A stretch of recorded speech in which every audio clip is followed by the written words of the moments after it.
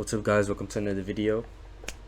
So I'm gonna get straight into it. In this video we are going to collect data using a universal forwarder on our Windows 11 VM and view all that data, create a new index, do some fun stuff, mess with the search headers a little bit, and create an alert. Ultimately create an alert. Doesn't have to be the best, we're just getting hands-on, ultimately just trying to familiarize ourselves with Splunk as a scene. So just a little update. I'm not gonna go too in depth with this because let me see in my training right now. I'm up to visualizations in the training. I should be done with visualizations working with time by tomorrow, and then I do not have much until I have to take the exam. But that's enough of that. We are in our Splunk instance right now. So today we're basically just going to be creating alerts in our Splunk instance, and we are going to forward logs to our Splunk instance. As we all know, Splunk has the ability to collect logs from these remote endpoints through your universal forwarder. In the second half of this video, I will be showing how I set all of that up, kind of in the time lapse. I'm not sure if I'll do a voiceover, but we can get straight into it right here. In the second half, we're gonna see how I created a new index, which is how Splunk indexes data. It transforms raw data into events, places them in an index. It's kind of a repository, where we're able to look for data using these search headers. So if we specify this index when event log right up here, and then we search, we see that we have a whole bunch of events, 5,738 events. Specifically, we have one host, our WinDev, how we discussed in our other video. We have 4 sources, security system application setup. We have our source type, source, a bunch of interesting fields, and then the default selected fields. So we see that we have a whole bunch of alerts, and we kind of need to bring this down a bit. So I decided that we want to be alerted every time there's a login on the Windows 11 machine. So what we're gonna do is run a search on our Win event log index for all the events occurring with the event code of 4624. Why 4624, Henley? So if we go here to Ultimate Windows Security, it says that 4624 is an account has successfully logged in. So we can specify that, and we can also specify the source type, which is event log security. Let's add that to, and then we can do, what was it, 4624, and now our searches are back down to 872. Now if we click on this event and push it up to show us all the lines, we see the keywords audit success. We see here the highlighted event code. We see the source name, Microsoft Windows Security Auditing, and then we see that an account was successfully logged in. We have the name, the domain, the name, everything, all that fun stuff, even some description explaining what happened. This event is generated when no login section is created.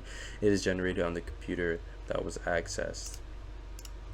So we, for the sake of learning, want to create an alert for every time a logon occurs. So now that we have the event or events that we want to be alerted on, all we have to do is save as, come to this save as. By the way, for this time picker here, we can change it to last 7 days. It doesn't matter, all of this is pretty recent. So now we are going to save as alert, and now we have a bunch of options. These are our save as alert settings. For the title, we can write something super simple, like successful logins. Description, we can just put NA. We don't really need a description. We would be fine without one, just fine. So now we come into this permissions option where we have private and or shared an app. For private, it's gonna make the alerts only visible and available to us, while shared an app, that means we are sharing it with all the users part of this app. For the sake of this video, we can keep it private. It's just for us, just for hands-on learning. So now we have two types of alert types, scheduled and real-time. They are essentially almost the same thing, just that scheduled are just how it's named, scheduled, and real-time runs in the background continuously. So in essence, they run on a specific schedule and trigger alerts when search alerts meet the trigger conditions that we are gonna specify. We may or may not specify. Then we can specify when we want this alert to run. Let's run it every hour just for fun, just to see how that works. Minutes past the hour, we don't need to set that up. Expires, we can change that to seconds, minute, hours, days. We don't really need to mess with too much stuff there. So let's scroll down. We have under trigger conditions, we have our trigger alert when. So we can cause the alert to trigger when the number of results is greater than, less than, equal to whatever specified number you want to. Let's say it's like a number of failed logins, just how a video I saw earlier explained perfectly. If you have a failed login to one of your systems, it may not be because someone's trying to brute force inside, right? It might just be an accident. You mistyped something, you forgot the password, blah blah. So you might change this into, instead of 1, maybe 20, 15 failed attempts, because then at that point you're wondering if something fishy is going on. So now for trigger, we have once, or for each result. Once it's, let's say we have more than one alert occurring, we can tell it to just send it once, or for each alert. But let's just keep it at 1. That way we don't just have a bunch of alerts sent to us. Next, our trigger alerts. This is we choose one or more actions to occur when the alert is triggered, essentially. So let's add to triggered alerts, and let's just add a severity of high. That's fine. In the triggered alerts list, the severity, the ones with the higher severity will appear at the top, and then with the lower severity, that's how it would work. Should we add another action? Send email. We can choose to send an email, we don't have to, but just so you guys know, we have log event and output results to lookup, output results telemetry endpoint, run a script, send email, module, webhook, all that fun stuff. Let me remove this ringer. Now let's save this up. Now we have a permissions section, and we can display this for the owner, app, all apps. We are an administrator right now, so by default we are owner.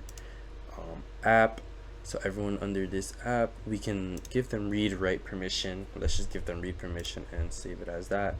And now here we have our successful logins alert that will show up anytime it is triggered here. After some playing around with the settings, we are back, and if we go here into our successful logins, we see our trigger history. So this happens when we went to our Windows machine and we restarted it. We had a successful login at 3:53 in UTC time, which is 11:53 as we see here. That was literally this minute.